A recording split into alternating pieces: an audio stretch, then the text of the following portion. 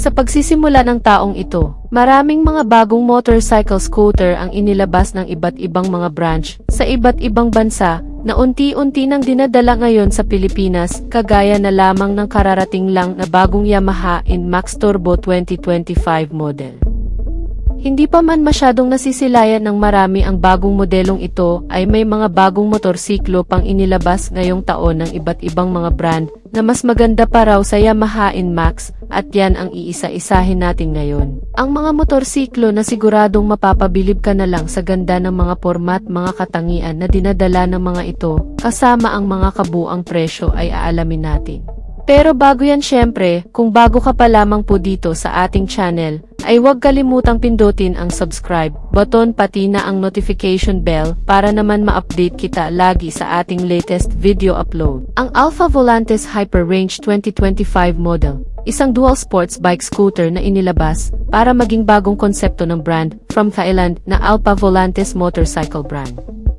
Kung susuriing mabuti, ang motor na ito ay mukhang magbibigay din ng magandang performance sa loob at labas ng kalsada, na lalong mas pinagbuting mga suspensions nito na naka-upside down telescopic fork sa front, at rear suspension na center monoshock absorber na heavy-duty, fully adjustable, at may kasamang malaking cold spring, na kung saan ay nakadisenyo para sa kahit anumang klase ng terrain o anumang mga baku-bakong kalsada, mababato, malulubak, at matutubig, dala ng mas mataas na ground clearance nito na siguradong maaasahan sa mga ganong klase ng kondisyon. Kasamang makakapit na braking system na may dual hydraulic disc brake at additional safety features na anti-lock braking system.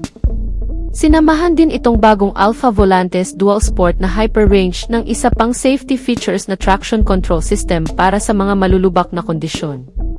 At upang ma-prevent ang pagkaskid o pagkadulas ng likurang bahagi ng gulong nito sa oras na may maidadaan mo ito sa mapuputik, madudulas, matutubig, at malulubak na kalsada. Kaya naman wala ka nang masyadong iisipin pagdating pa lang sa safety features nito. Ang dual sports bike na ito ay nakakuha rin ng mga modernong gamit. Pagdating naman sa mga convenient, kabilang ang TFT display instrument meter panel na magbibigay ng magandang readout sa rider kasama ang adjustable windscreen protector, mga console pocket sa harap na lagayan ng maliliit na gamit, at isang malaking underseat compartment storage para sa malalaking gamit. Sinamahan din nitong motor ng dual-port charging system para sa mga connectivity ng cellphone ng driver at ng passenger, kasama ang maliliwanag na full LED lighting system nito mula sa harap at likuran, kasama ang mga indicator lighting system na magbibigay ng reliable visibility sa madidilim na kondisyon, na sinamahan pa ng built-in hazard lang system para sa visual na visibility sa oras na ikaw ay biglang hihinto sa gitna ng kalsada o magpapatakbo ng mabilis.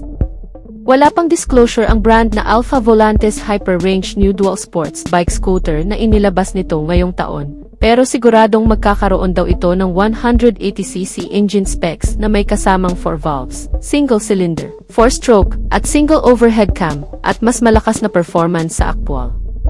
Ganun pa man ay may overall looking pa rin itong motor na katulad ng mga dual sports motorcycle scooter sa Pilipinas, na siguradong magiging katapat nito gaya na lamang ng Honda ADV at iba pang mga dual sports bike scooter na bago lang din sa bansa.